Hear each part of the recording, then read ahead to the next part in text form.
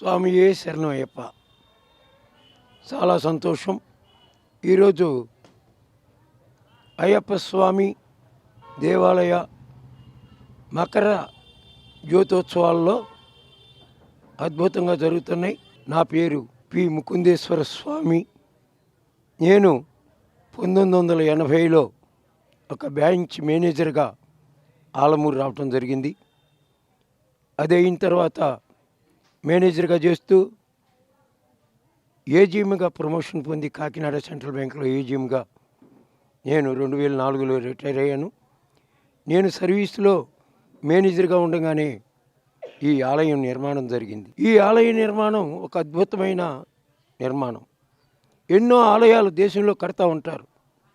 ఇది కట్టిన ఆలయం కాదు, సాక్షాత్తు స్వయంభూ దేవాలయం. అంటే అయ్యప్ప స్వామి ఆలమూరులో వెలిసిన దేవాలయం. నిర్మాణానికి ముందు కలలో స్వామి కనపడితే జరిగిన ఆలయం ఇది. ఒక చిన్న మందిరం రోడ్డు పక్కన కడదాం, ఒక 15,000 రూపాయలు పెట్టి చిన్నది రోడ్డు పక్క అమ్మవారి దేవాలయంలో కడదామని దిగినది. నాకు తెలియకుండా ఇలా లక్షల మీద మార్చి 93న శంకుస్థాపన, మే 5న ప్రతిష్ట, 45 రోజులు ఈ ఆలయ నిర్మాణం జరిగింది. అదే సంవత్సరంలో నవంబర్లో శనజీయర్ స్వామి గారు వచ్చి ఈ హరిహర విగ్రహం ప్రారంభోత్సవం చేశారు. ఈ ఆలయం చరిత్ర తెలియజేయాలంటే ఆంధ్రప్రదేశ్లోనే కాదు, ప్రపంచంలో కూడా ఎక్కడ లేని ఒక శక్తివంతమైన ఆలయం. ఎందుకు ఎవరు చెప్పలేరు, నేనెందుకు చెబుతున్నాను? జీర్ణించుకున్నాను, నేనే నిర్మించాను, ఎందరో సహకారాలతో. అక్కడ ఏం జరుగుతుందో ప్రతిరోజు నాకు తెలుసు. ఆంధ్రప్రదేశ్లో కానీ ఎక్కడన్నా కానీ స్వామీజీలు ఎంతమంది ఉన్నారో వాళ్ళ పేర్లు చెప్పండి. అందరూ ఇక్కడికి వచ్చి వెళ్ళారు. చిన్నజీయర్ స్వామి గారి దగ్గర నుంచి, పరిపూర్ణానంద స్వామి దగ్గర నుంచి, అందరూ గణపతి సచ్చిదానంద స్వామి దగ్గర నుంచి, చాగంటి కోటేశ్వరరావు, పరిపూర్ణానంద స్వామి, గరీబాటి నరసింహారావు గారు, అందరూ ప్రతి సంవత్సరం ఇక్కడికి వచ్చింది. అది కాకుండా ఆనంద తీర్థాచార్యులు గారు 4-5 సార్లు వచ్చి ఇక్కడ పెద్ద కార్యక్రమాలు జరిపించి వెళ్ళారు. ఇది ఒక భక్తివంతమైన కార్యక్రమం. ఈ ఉత్సవం ఎవరో చేయమని చెప్పలేదు. నా మనసుకు 30 సంవత్సరాల నాడు ఆలయం కట్టిన తర్వాత ఏం చేయాలి? జ్యోతిోత్సవాలు చేయాలి. ఎలా చేయాలి? ఎందుకు చేయాలి? శబరిమలలో జరుగుతున్నాయి కనుక ఇక్కడ కూడా చేయాలి. ఈ ఆలయం ఒక ప్రత్యేకత ఉంది. ఈయన నాకు తెలుసది. అందుకని సేమ్ అదేవిధంగా మొదటి సంవత్సరంలోనే మొదలుపెట్టాను. నేను మొదలుపెట్టింది ఎవరు ఇలా చేయమని నాకు సలహా ఇచ్చిన వాళ్ళు లేరు. నా మనసుకు ఏ సంకల్పం వస్తే ఆ విధంగా ఏర్పాట్లు జరిపించాను. అదే ఏర్పాట్లు 30 సంవత్సరాల నుంచి ఈ రోజుకు జరుగుతున్నాయి. మొట్టమొదటి సంవత్సరం 93లో జ్యోతిోత్సవం 12 మంది ఆడపిల్లల్ని ముందు పెట్టుకుని 10th క్లాస్ పిల్లల్ని జ్యోతులు వెలిగించాలి, చేతిలో పెట్టి ఆభరణాలు నెత్తిన పెట్టుకుని ఈ గ్రామంలో ఊరేగాను. ఆభరణాలు ఊరేగించాను. 12 మంది పిల్లలు, 12 మంది ఇవాళ అమెరికాలోను బెంగళూరులోను సెటిల్ అయ్యారు. అక్కడి నుంచి వాళ్ళ జ్యోతులు అందించలేకపోతున్న వందలాది మంది బాలికలు 30 సంవత్సరాలుగా. అద్భుతం ఇది.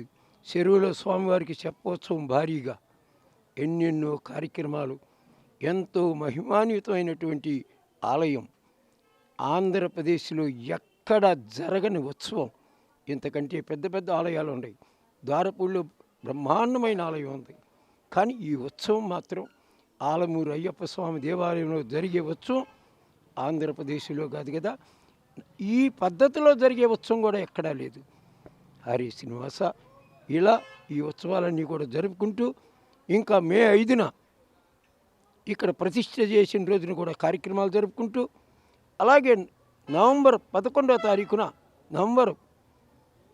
శబరిమలలో నవంబర్ 16 అక్కడ 18 మెట్లు పడిపూజ జరుగుతుంది. సేమ్ అదే రకంగా ఇక్కడ 18 మెట్లు పడిపూజి ఆనవాయితీగా శబరిమలలో ఏం జరుగుతాయో అన్నీ జరుపుకుంటూ, పూజారి కూడా ఈ గుడి స్థాపించిన మొట్టమొదట 30 సంవత్సరాల నాడు ఏ పూజారి వచ్చాడో అదే పూజారిని కంటిన్యూ చేస్తూ ఈ ఉత్సవం అంతా అద్భుతంగా.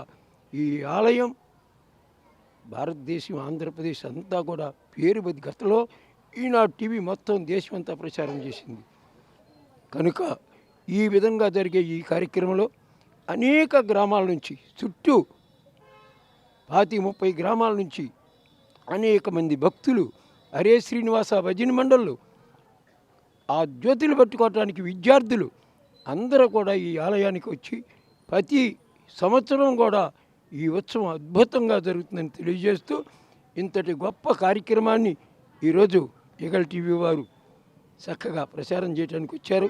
మాకు తొలిసారి చాలా ఆనందం.